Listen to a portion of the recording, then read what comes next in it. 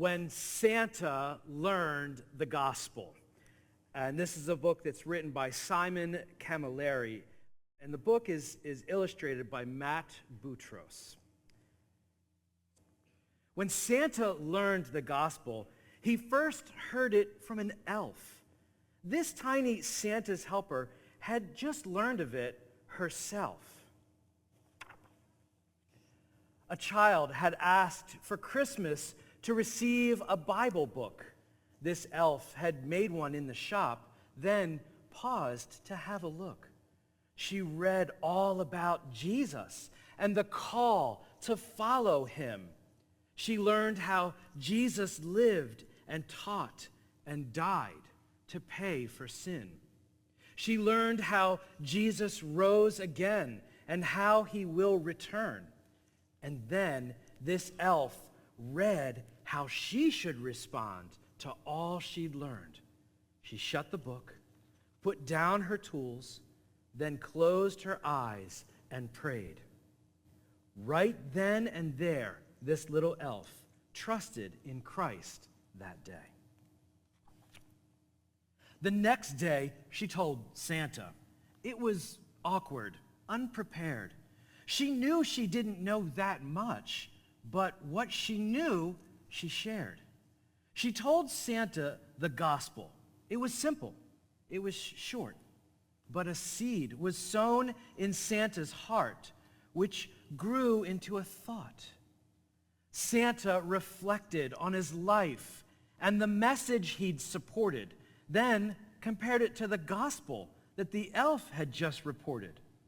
He'd always thought that everyone was naughty or was nice.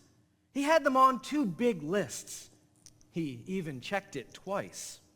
He'd always thought you only got a gift if you'd been good. The naughty kids got lumps of coal. That's what he understood. They'd all line up in shopping malls and sit upon his knee and claim that they were always nice as nice can be.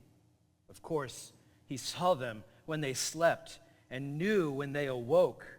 He also knew their nice attempts were pretty much a joke. Their heads weren't filled with thoughts as nice as kindness, peace, and joy, but with the never-ending list of their desired toys. He knew their hearts, but he had thought, they're trying to be good. That's good enough to make the list. Otherwise, no one would.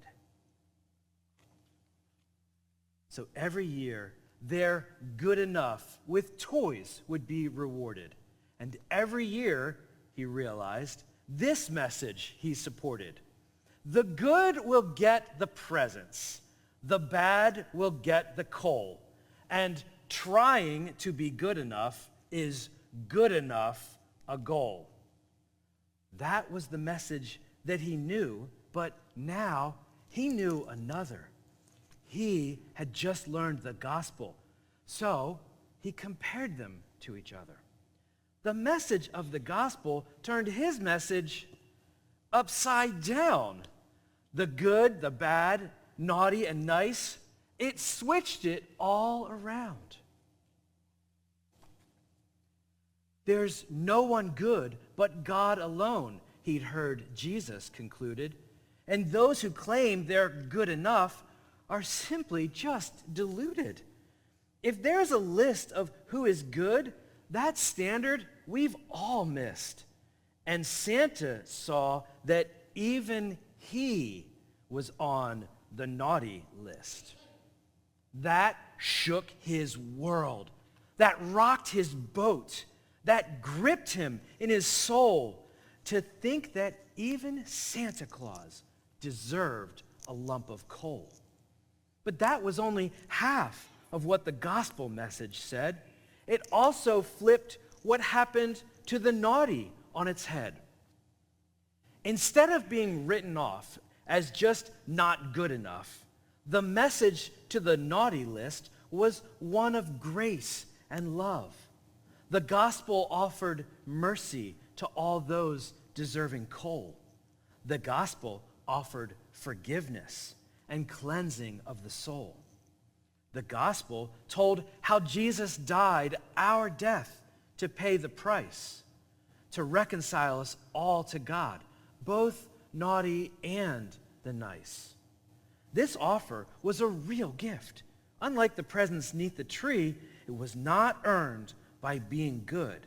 God offered it for free. Santa compared his message with the new one he had learned. His message said you got the presents your good deeds had earned.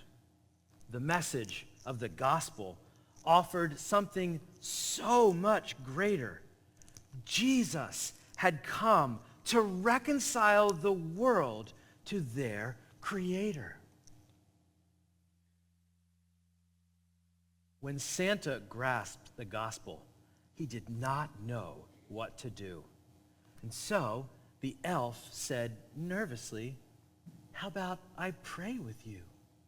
So that night at the North Pole, by the fire in his den, with a simple prayer led by an elf, Santa was born again. And now, in Christ, forgiven, free, his new life had begun. And Santa had a new message to share with everyone. Merry Christmas.